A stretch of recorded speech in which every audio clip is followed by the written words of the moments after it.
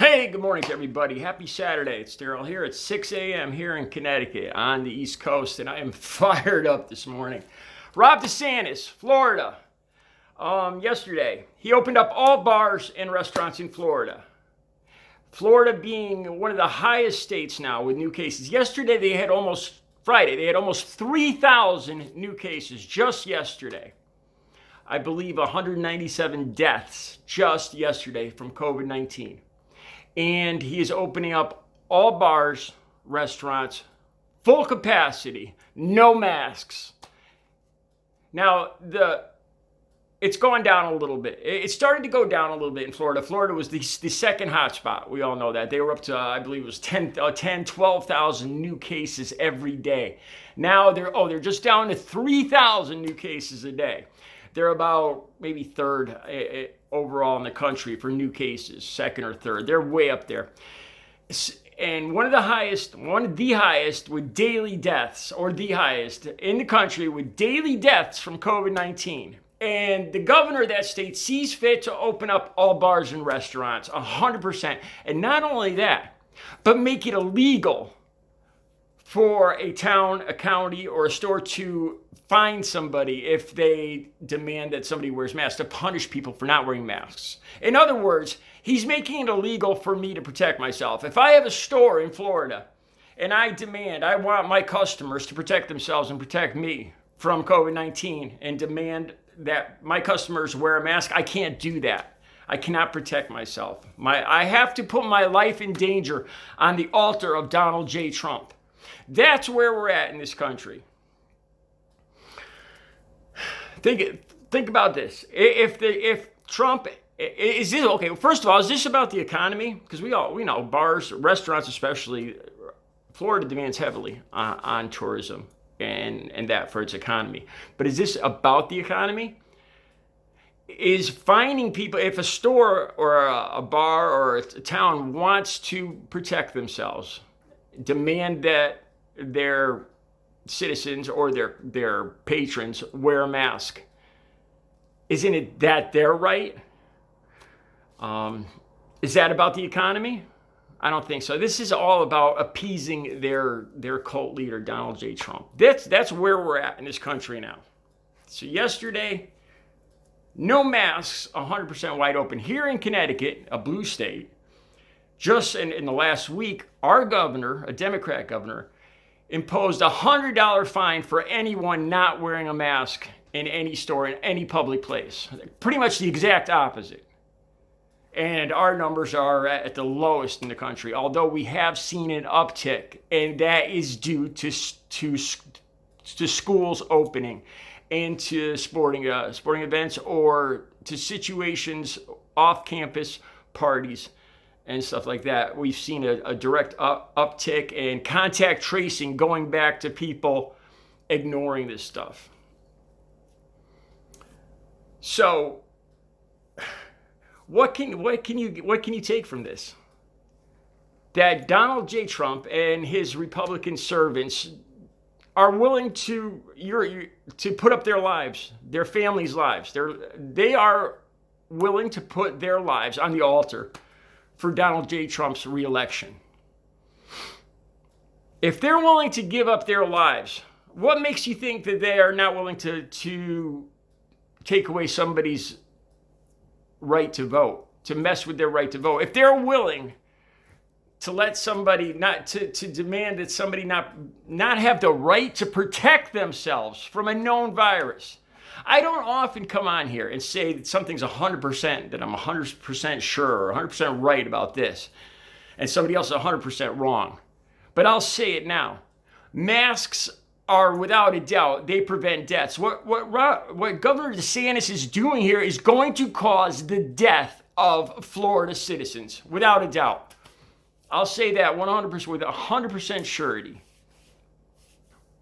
Governor DeSantis, his moves is going to kill some of the people of Florida to put on the altar of Donald J. Trump. Without a doubt, unequivocally, I say that is a true statement. When people are packed in, just yesterday, 3,000 new people tested positive in Florida. 3,000 new people. I'm pretty sure I think it's about 300,000 people in that state are infected right now.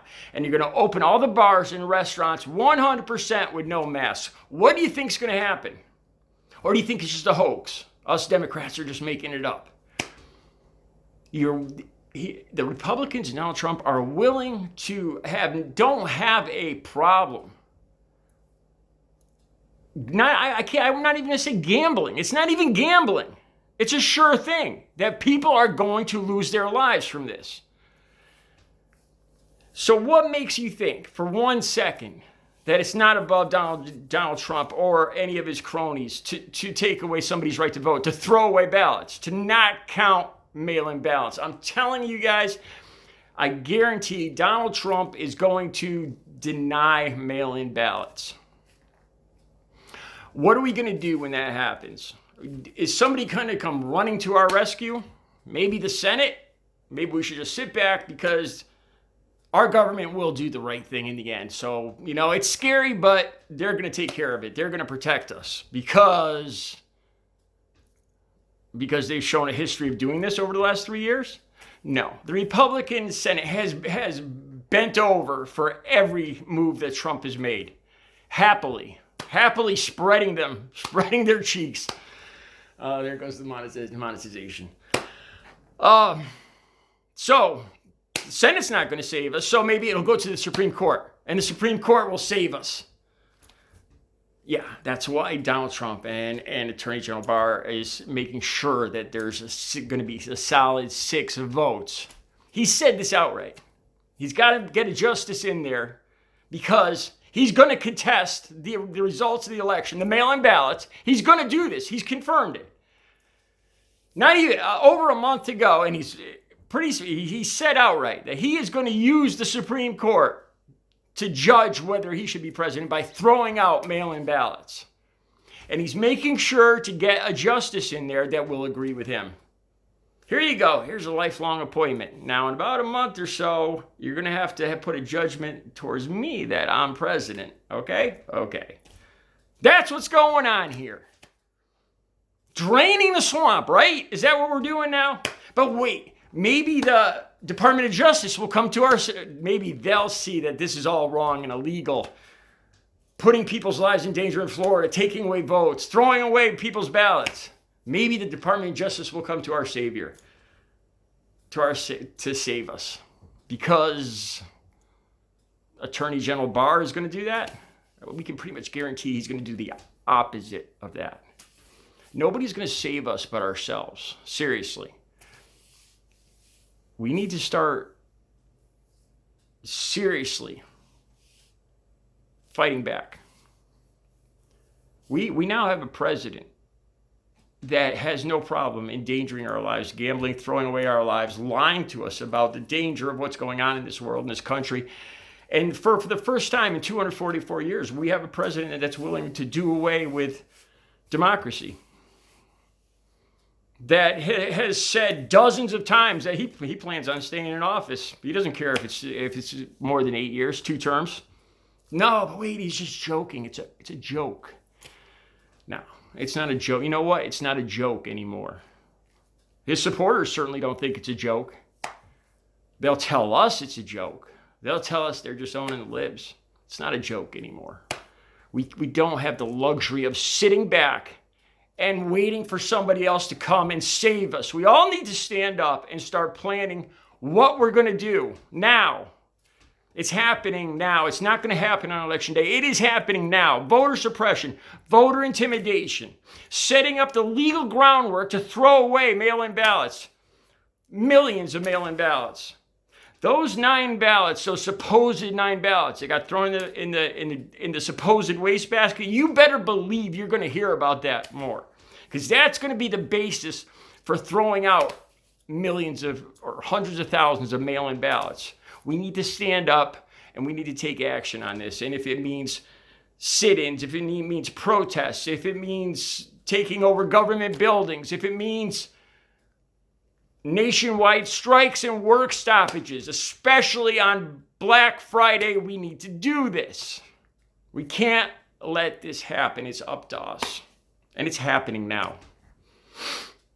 All right. I'll be back later. You guys have a good Saturday.